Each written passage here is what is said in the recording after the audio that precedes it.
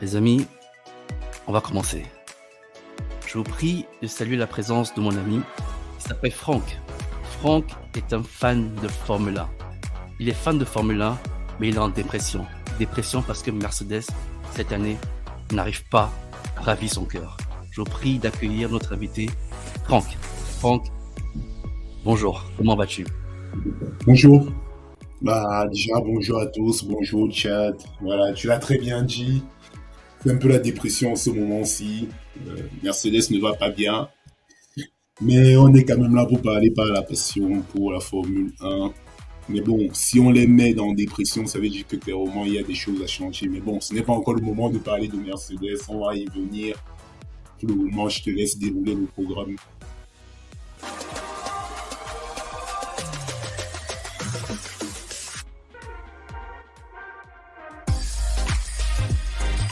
Finger pilote. Les amis, tout va se passer comme un bon plat du dimanche. Vous savez, le dimanche, on a l'habitude d'avoir une entrée, un plat de résistance et le dessert, pour ceux qui le peuvent. Et aujourd'hui, je vous propose d'avoir les trois. On va commencer doucement, on va se mettre en appétit, on va prendre une entrée. Et à l'entrée, qu'est-ce qu'on va déguster? McLaren. McLaren va-t-elle perdre Norris? C'est notre premier sujet de débat aujourd'hui. Est-ce que McLaren va perdre Norris? Certains diront oui, certains iront rapidement en besogne. McLaren ne peut pas perdre Norris, mais on va en débattre. Est-ce que McLaren va perdre Norris? J'aimerais vous rappeler quelques éléments de contexte. McLaren, c'est une équipe qui était forte. Elle était très forte en 2021. En 2020, McLaren était la troisième équipe du plateau. Elle était très forte. On avait un duo excellent. Mais on se rappelle, 2021, McLaren est toujours également forte. Elle est quatrième. Elle est quatrième au championnat d'écurie. Norris est également sixième. McLaren, c'est une victoire de Daniel Ricciardo. On se rappelle la fameuse victoire au Grand Prix de Monza. Il part premier. Il n'est jamais inquiété par Verstappen. Il finit la course premier. McLaren également, en 2021, on se rappelle Norris. La fameuse lame qui n'a pas pleuré. Norris qui, sous un élan qu'il croyait bien faire, perd le championnat de Sochi en Russie. C'était très très dur. Dans McLaren, 2020-2021, c'est une écurie formidable. Ils font plein de choses bien sur le plateau, ils ramènent de gros points. 2022, avec le changement de nouvelles réglementations, c'est un plouf total. 2022 est marqué évidemment par nos voitures, avec cette aérodynamique basée sur l'exploitation du fond plat, ces voitures à effet de sol. Et on dirait que McLaren a raté complètement le coach. Les amis, je mets une introduction pour lancer le débat. J'introduis le sujet pour qu'on en discute ensemble et qu'on en débatte. 2022 semble être pour McLaren un flop. Elle est passée de quatrième équipe en 2021, troisième en 2020, à la cinquième force du plateau en 2022. Incroyable. Elle s'est fait damer le pion par Alpine. Quand on se rappelle tous les abandons de Fernando Alonso, c'est comme pour se dire que McLaren a raté le coach. Et puis vient 2023, cette fameuse année, où se trouve McLaren, totalement au fond du trou. Dernier de la classe. Même As ses amis, As avec Nico Hülkenberg. As est devant McLaren. C'est vous dire à quel point ils ont totalement chuté. C'est quoi le problème? Que peut-on penser? C'est quoi le problème? Pour lancer le débat, je vais introduire deux sujets. À gauche, on a l'ingénieur technique exécutif qu'on va appeler James Key. James Key est chez McLaren depuis 2019. Il est passé ingénieur technique. Donc, il est à l'initiative de cette monoplace qui était dominatrice, on pas dit dominatrice, mais qui était très bonne en 2020, qui était pas mal en 2021. Mais il a été évincé avec effet immédiat. On l'a appris dernièrement. James Key quitte l'écurie de McLaren, totalement évincé. Et qui va le remplacer? C'est l'ingénieur français David Sanchez, en provenance de Ferrari. David Sanchez est le concepteur de la F1 75. La F1 75 est la monoplace de 2022, celle qui, à Bahreïn, nous a donné des frissons et nous a fait crier très fort sur nos canapés. Il est également à la base du concept de la F723. Là, il a démissionné. Il va respecter ce fameux temps d'embargo de 6 mois où il ne pourra travailler pour personne. Mais en fin d'année, il va rejoindre McLaren. Donc, la monoplace 2024 de McLaren, elle aura une petite patte de David Sanchez. Les amis, on lance le débat. McLaren va-t-elle perdre Norris? Est-ce que McLaren est au fond du trou? Qu'en pensez-vous, les amis? Laissez-nous les commentaires, dites-nous tout. Je vous entends, je vous écoute. Allez, c'est parti. Comme tu l'as dit, qu'est-ce qui est commun entre 2022 et 2023 chez McLaren. On commence les essais hivernaux, tout le monde est en train de tourner, eux, ils sont dans le garage. Tu l'as très bien dit, on peut rien conclure des essais hivernaux, mais ça n'envoyait pas déjà un bon signal. Et on s'est rendu compte qu'effectivement, McLaren a toujours ses problèmes de fiabilité. L'année dernière, problème de fiabilité, c'est une très bonne voiture. On connaît la philosophie, on préfère développer fiabiliser une voiture rapide. Donc finalement, ils ont réussi à redresser le tir. Mais là, cette année, non seulement la voiture n'est pas fiable, mais en plus, elle n'est pas rapide. Donc double peine. Maintenant, on est dans une ère technique qui n'est pas reliée au moteur, mais au dessin de la voiture, une ère aérodynamique. Et j'ai l'impression que McLaren s'inspire un peu de Aston qui appelle auprès de les meilleurs pour qu'ils travaillent. Et donc, je pense que David Sanchez, c'est un peu le Dan Fallow. C'est un peu une technique à la Dan Fallow chez Aston. Là, on va appeler quelqu'un de très fort référencé qui a redressé le tir de Ferrari en 2021 quand ils ont souffert de la coupure moteur en 2020. On ne dira pas que le moteur est illégal. On n'a pas le droit de le dire. Mais donc 2022 avec la F1 75, il a très bien travaillé. Donc on va voir ce qu'il va donner pour 2024. Mais clairement, McLaren, ça fait mal là. Là, je viens de regarder pendant que tu parlais. Norris, il a re-signé en 2022 jusqu'en 2025. Et le 2025, il n'est pas anodin parce que en 2025, c'est l'année où McLaren a prévu de regagner. Donc là, on est à 2 ans de 2025. 2023 commence mal. Je veux jurer de rien, mais regagner pour 2025, ça va être compliqué. C'est sûr, ça c'est clair. Mais on a l'impression que McLaren prend tellement de temps. Ils prennent tellement de temps parce qu'on a vu Aston Martin. Aston Martin, ils ont décollé comme une fusée. À peine ils sont arrivés en Formule 1, aujourd'hui, ce n'est plus la meilleure écurie du midfield. C'est devenu presque une top team. C'est devenu presque une top team. Donc, à voir. Les amis dans le chat, que pensez-vous de McLaren? Je te remercie Franck pour cette belle intervention. Est-ce que McLaren a un problème d'ingénieur? Est-ce que McLaren a un problème de concept? Franck l'a si bien dit, ils se sont rapprochés à peu près du concept d'Aston Martin. Est-ce que le problème c'est le concept? Ils ne savent pas l'exploiter comme Aston Martin. Pourtant au final, ils ont le même moteur, la même boîte de vitesse qui est fournie par Mercedes. Est-ce un problème au final d'ingénieur? Est-ce un problème de châssis? Peut-être, ça peut être le châssis. Qu'en pensez-vous les amis? Dites-moi tout en commentaire. Ah oui, Franck nous rappelle, n'oublions pas le départ de Seidel. C'est clair, c'est clair, c'est clair.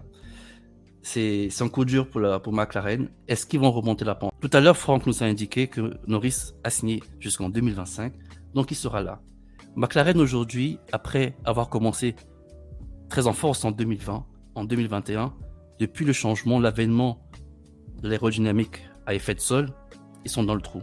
Ils ont chassé leur directeur technique exécutif, James Key, avec un effet immédiat. Ça veut dire quelque part que McLaren, il y a un aveu d'échec. James Key a sûrement échoué. C'est là où la faute a été envoyée. Donc du coup, on a Karl qui nous dit l'exploitation des meilleurs ingénieurs. Je pense que c'est l'équipe qui n'est pas bonne. Quand on ne tue pas l'équipe, c'est qui? C'est les ingénieurs en chef? Est-ce que c'est ceux qui dirigent l'ingénierie? Est-ce que ce sont ces ingénieurs derrière qui ont la main dans la pâte, qui sont à l'œuvre? Est-ce que c'est le team crew, ceux qui changent de pneus? C'est quoi le problème? Franchement, McLaren, ça nous crève le cœur parce que Norris, il est gentil quand même. Hein. On va dire qu'il est gentil. Norris, c'est quelqu'un de gentil. Donc, on aimerait bien qu'il trouve sa voie en Formule 1. Les amis, que dire? En plus, on a l'arrivée d'Oscar Piastri. Oh là là. Champion de F3, champion F2. Pas encore champion de F1, mais on y croit. Je vous rappelle que dans ma vidéo, en début de saison, mes pronostics, mon meilleur rookie, c'était Oscar Piastri. Piastri, je vois en lui une lueur incroyable, quelque chose qui va chambouler l'équipe de McLaren. Je vous rappelle qu'en Q3, au Grand Prix de Jeddah, il se qualifie. Il est là, il est 10e, il part 10e. Là où un Norris habitué nous a fait une erreur, les erreurs, ça arrive à tout le monde. Tout le monde peut se planter, tout le monde peut s'accrocher sur le mur, tout le monde peut faire une erreur de freinage et se mettre dans le mur. Norris l'a fait, il a cassé la suspension. On peut dire qu'Oscar Piastri ne l'a pas fait. Il a mené la voiture en Q3, il a eu un très gros départ Malheureusement, petit accident, petit contact avec Pierre Gasly, ils sont repartis dans les stands. Et McLaren, on dirait également qu'il y a une sorte de malchance, une malchance incongrue. C'est tout bonnement malchanceux pour eux. On a eu le débris d'Oscar Piastri qui allait toucher la voiture de Norris. On aurait dit, pour ceux qui ont joué à Mario Kart, la petite tortue rouge là, à tête chercheuse, qui va et qui cherche quelqu'un et puis paf, le dégomme. Bah, c'est comme ça qu'Oscar Piastri a dégommé Lando Norris. Mais au final, McLaren ne s'en sort pas. Ils se disent peut-être qu'en recrutant l'ingénieur de Ferrari, qu'on a présenté comme David Sanchez, le français, ils vont remonter. Ils vont se remettre sur les rails et ils vont dérouler. Franchement, c'est tout le malheur, ou plutôt tout le bonheur qu'on leur souhaite. C'est tout le bonheur qu'on leur souhaite. Exercice de force et faiblesse de chacune des écuries qu'on va aborder. Donc, typiquement, McLaren, je me suis un peu amusé à voir quelle était la force et la principale faiblesse de cette saison. La force, tu l'as très bien dit, je pense qu'on est d'accord, c'est qu'ils ont un jeu de pilote exceptionnel. Piastri, pour ceux qui ne savent pas, un doublé F3, F2 dès la première année. On parle de Lewis Hamilton, Charles Leclerc, George Russell, et la liste s'arrête là. Donc, ça vous dit un peu où se situe le potentiel de Piastri. Mais par contre, dans les faiblesses, on a déjà parlé beaucoup de la fiabilité. Mais je ne sais pas si tu peux me trouver les vitesses de pointe à Jeddah. Mais la McLaren est une brique en fait en ligne droite, ce qui la rend extrêmement vulnérable. Je pense que je peux retrouver. On l'avait exploité une fois. Alors, laisse-moi regarder. Pendant que tu retrouves ça, juste pour remémorer les gens, en 2021, McLaren est la voiture la plus rapide en ligne droite. Le moteur Mercedes est à son sommet. McLaren joue la victoire à Monza, joue les grosses positions à Sochi. Donc, les revoir aussi faibles en ligne droite, ça commence à donner un début d'explication, surtout qu'on est dans une ère où on peut se suivre. Donc, il faut avoir la vitesse pour pouvoir se protéger, mais aussi dépasser. Ils avaient la vitesse pure à Jeddah, mais ils étaient incapables de doubler la Williams de Sargent. Donc, ouais, ça, c'est vraiment un problème, cette histoire de vitesse de pointe. Et pour les fans de McLaren qui nous écoutent, je sais que c'est difficile, mais il y a un petit motif d'espoir. Rappelez-vous que vous avez une voiture B qui va bientôt arriver. Je ne sais pas encore quand, parce que les ingénieurs vont avouer s'être trompés. Donc, on va voir ce qui en sera une fois qu'elle sera disponible. Mais effectivement, comme tu le dis, moi je l'ai donné devant les yeux, McLaren c'est 319 km/h à Jeddah. Et Red Bull c'est 338 km/h. L'écart est abyssal. Hein.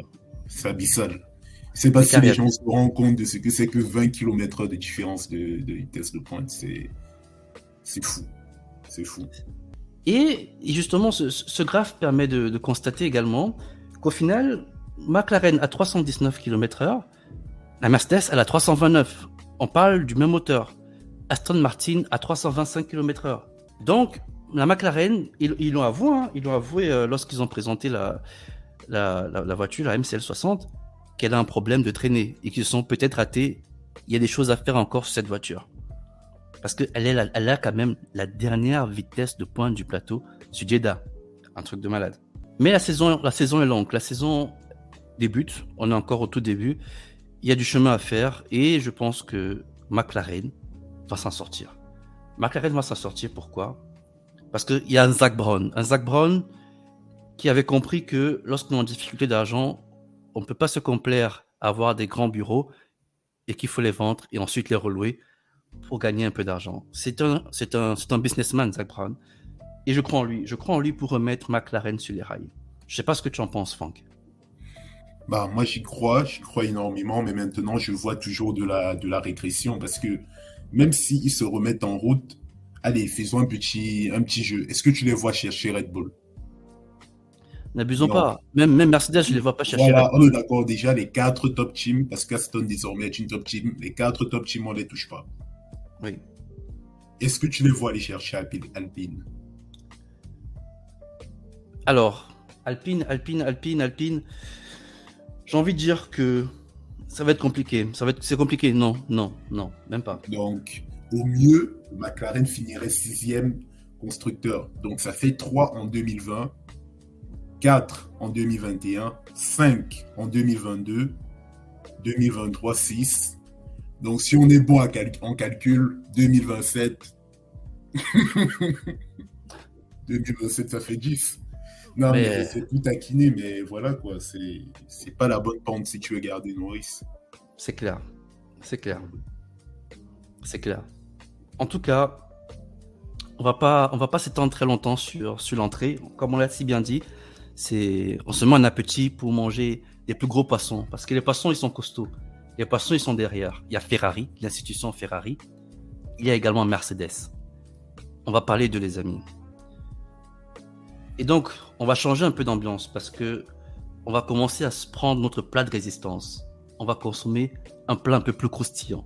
Un plat qui va peut-être nous caler à tel point qu'on n'ira pas manger tout à l'heure à 14h.